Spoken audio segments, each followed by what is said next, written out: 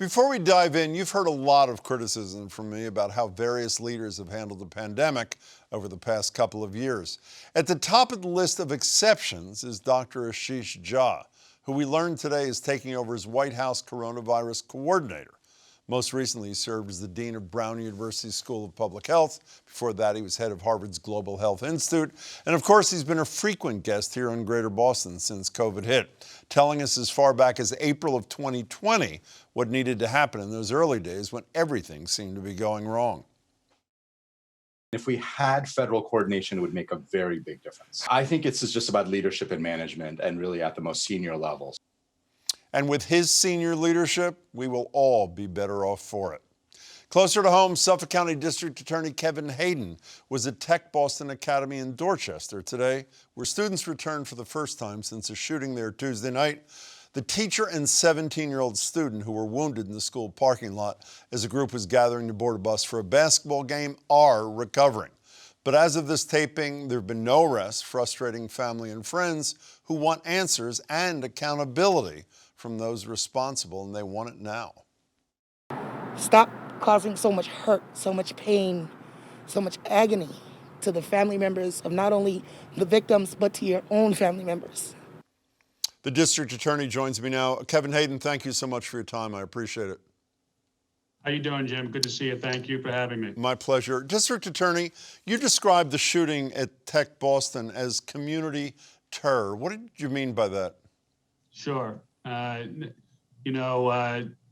This stuff is very personal. It touches close to home.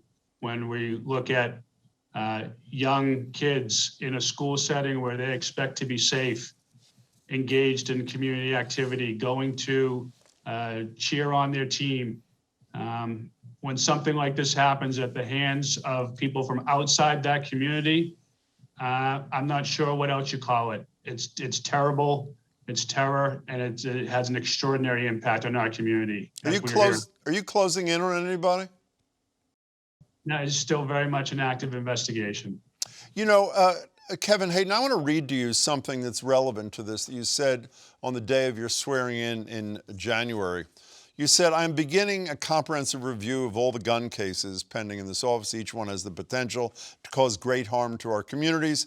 The harm that guns cause is incalculable, and we must do everything in our power, use every tool at our disposal to reduce that harm." What are you doing about guns? I know you're fairly new to office. What are you doing? Sure. So we've already begun a rapid indictment process for the gun cases that are currently in the system that need to be indicted.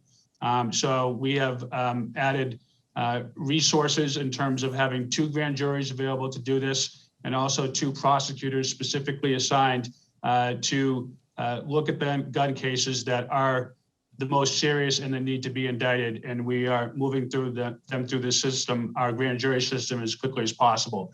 So we've indicted, in the past month alone, indicted 30 cases, done about 16 in the last 2 weeks. And we're doing that through that rapid indictment process.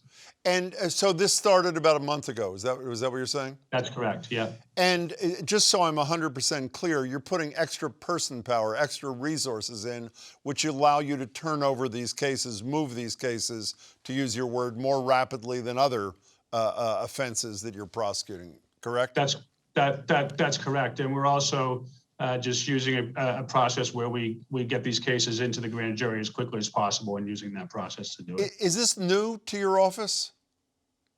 It's not new to me. It's how we're really employing a strategy that I know that we used in when I was in the gang unit, the Safe Neighborhood Initiative, to get these cases appropriately treated.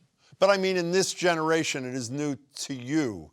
You're bringing this into the office. It didn't exist, is what I'm asking you, during Rachel Rollins' term. This is something you initiated recently. Am I right about that? That's correct. Yes, it is. Okay. Yeah.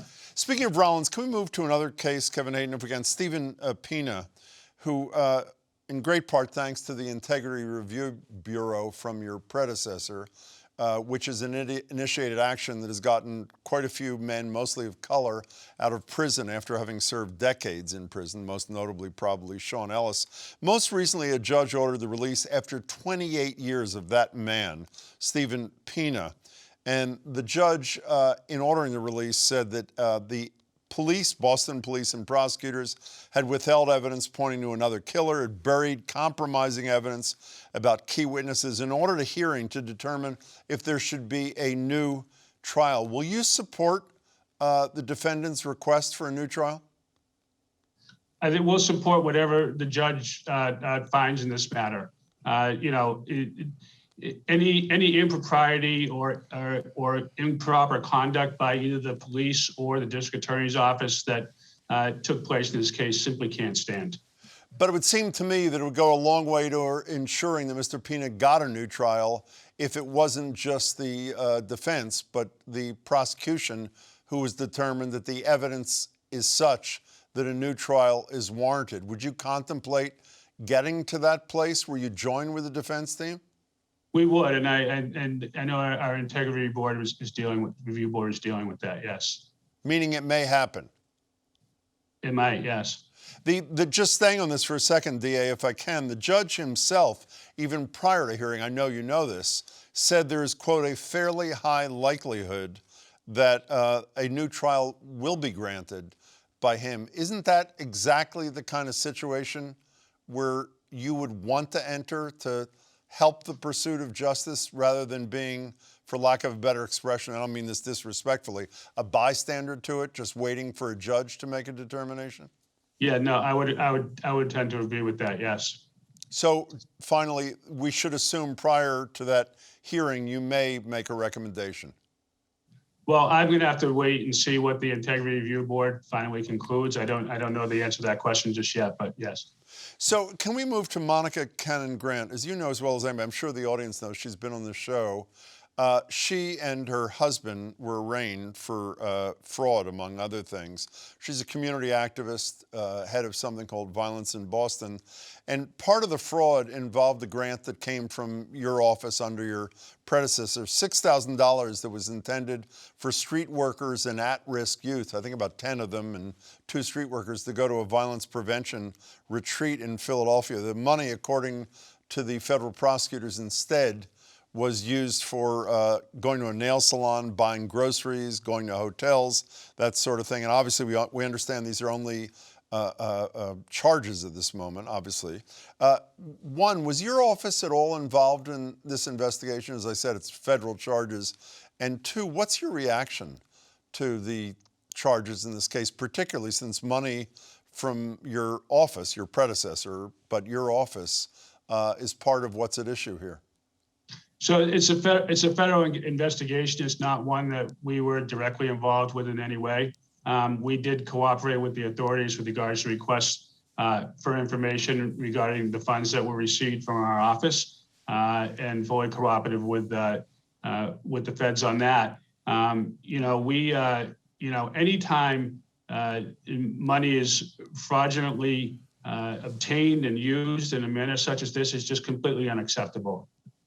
Do you, I don't know if you read Adrian Walker in the Globe's piece on this, which I thought was spot on, where he talked about the fact that beyond obviously the impact on the work that organization was doing, I'm putting words in his mouth, but he basically says this, the trickle-down impact on other nonprofit community organizations, their ability to get grants. And by the way, this $6,000 was this much out of the whole pile that's alleged that was fraudulently used. Do you worry about what the impact of that might be on grants going to worthy organizations? And if you do worry, what can you as district attorney do about it? Sure, absolutely. When something like this happens, it can tarnish the entire process. And other organizations that are doing great work and doing it legitimately probably have some reason to have some concern. Now, that having been said, I don't think it's going to impact how we are going to be willing to disperse funds in the future to good and worthy organizations. It's important that there be a process involved, a process both before and after. So a process by which the grants are awarded and a process by which the report with regards to the use of those funds is then properly provided back to the agency that has granted those awards. In this case, it would have been us. Very quickly, we only have 30 seconds left. As you made clear, this is a federal investigation in which you weren't involved. Was there a reason why this was not initiated by your office? Honestly, Jim, I don't think we knew about it. I think our first awareness of it, and this happened previously before I even arrived here, we didn't know about it until the federal authorities made us aware of their investigation and asked for information. Kevin Hayden, as always, I really appreciate your time. Thanks so much. Hope to see you soon. Thank you. Good to see you.